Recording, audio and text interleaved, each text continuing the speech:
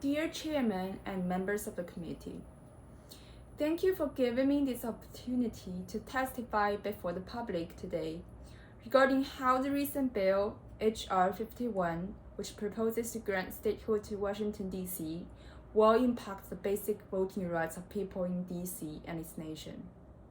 I'm a college student majoring in government and economics in Cornell University, and I founded a human rights program 5 years ago. Having the background of supporting civil rights, it's an honor for me to speak about why DC statehood is the best and only way to maximize the voting equity for people and taxpayers of this country. My testimony today will look back upon historical practices of granting statehood to Alaska and fugitive slaves gathering in DC. I will also explain the statehood's potential impact on voting rights of the incarcerated population and its acknowledgement of voting rights among immigrants in the local neighborhoods and communities. I'd like to start my testimony by recounting what happened to our country 2 centuries ago, when DC has first become a haven for escaped slaves.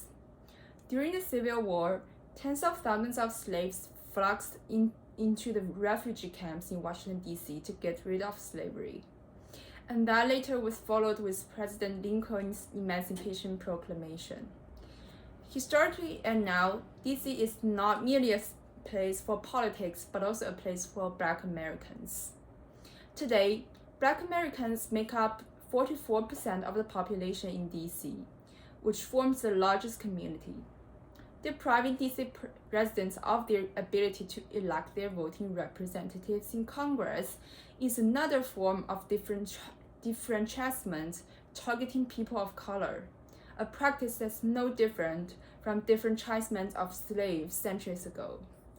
This also combats the argument of some who said that DC residents can gain voting rights by returning the land reseated by Maryland and become a Maryland citizen. Historically, DC returned the land to Virginia because the landlords were intended to rejoin slavery.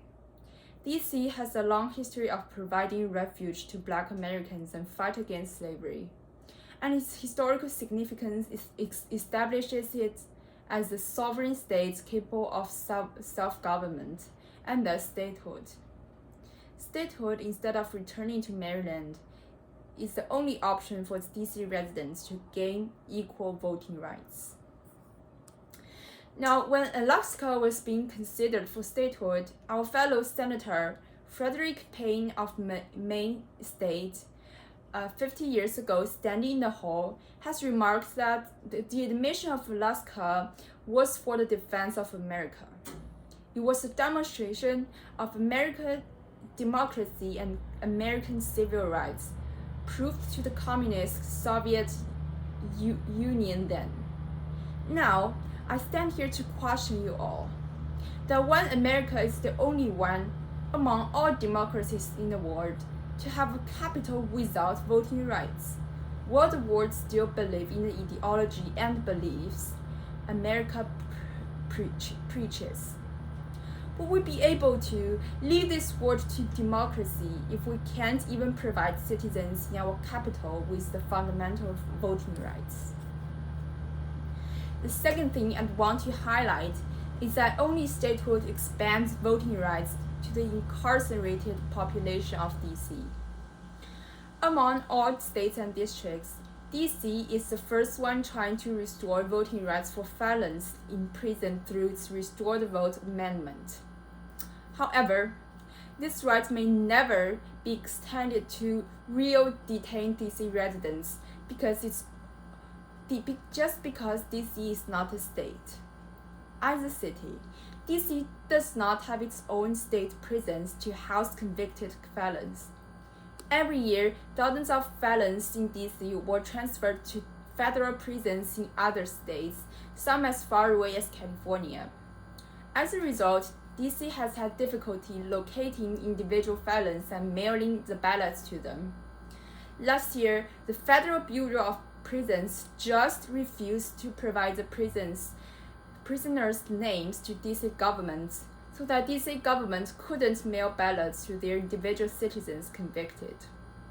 However, the same year in Maryland, their state board of elections actually agreed to distribute registration forms and applications for mail-in ballots to their incarcerated citizens.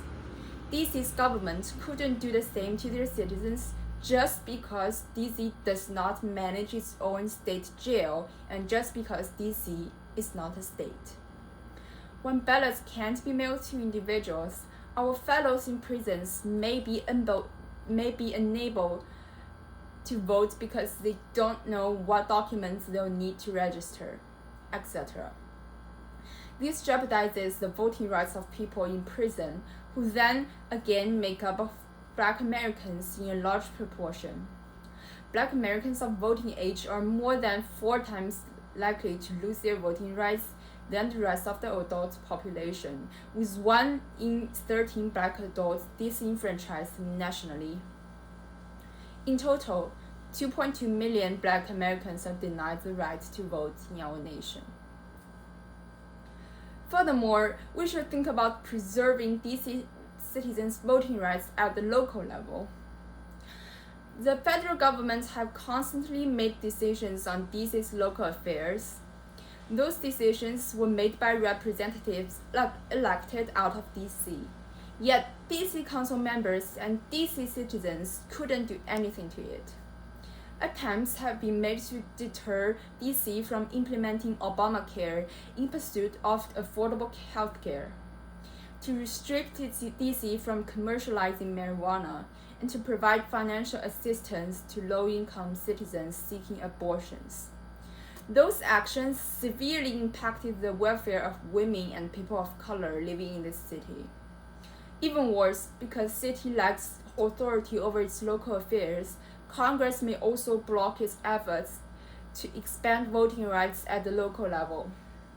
This year, the City Council debated on the Local Resident Voting Rights Act, which would make green card holders eligible to vote in local elections, such as those for our mayor and the DC Council.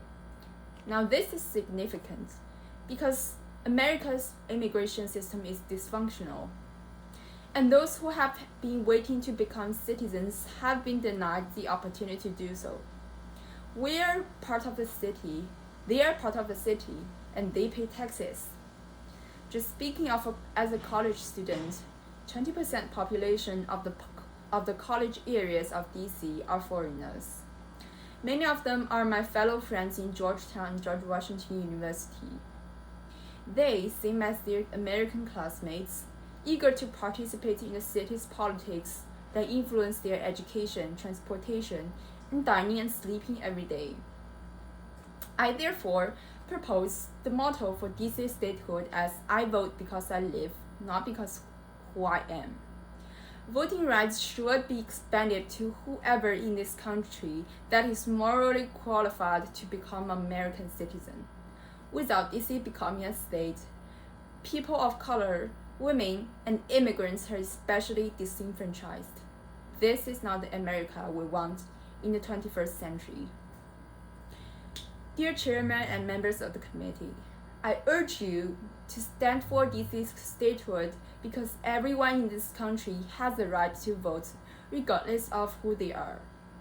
DC's statehood has the historical significance of acknowledging suffrage of Black American and fortifying the defense of American political ideology. An effective measure for expanding voting rights to our siblings in prison and fellow immigrants who share the same American dream with us. It not only decides how local citizens can vote and control over their own local affairs in DC, but also symbolizes a brand new forward step to democracy for this country. It's time for Congress and the country, once again, to take action to defend our democracy and creeds through supporting DC statehood. Thank you.